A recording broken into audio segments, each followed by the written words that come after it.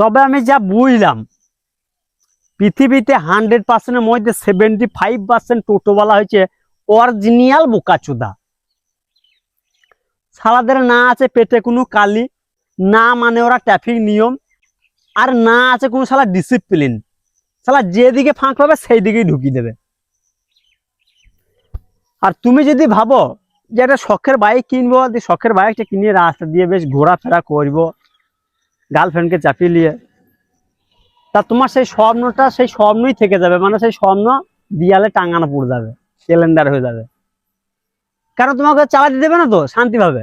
তুমি মোটরসাইকেলটা নিয়ে যাবে রাস্তা দিয়ে, ও বোকা চোদ্দারা কোথা থেকে এসে তোমাকে পেছন দিয়ে ঠুকে ডাম্বার তলায় ফেল দেবে, তুমি বাড়া বুঝতে পারবে না। তোমার স্বপ্নটা গাদার গাঁটে চলে যাবে। আসলে কি বলতো, কি আর বলবো, কিছু কিছু টোটোওয়ালাদেরকেই বলছি, কিন্তু সবাই গায়ে মেতে লিও না। শালাদের পেটে কোনো কালই নাই।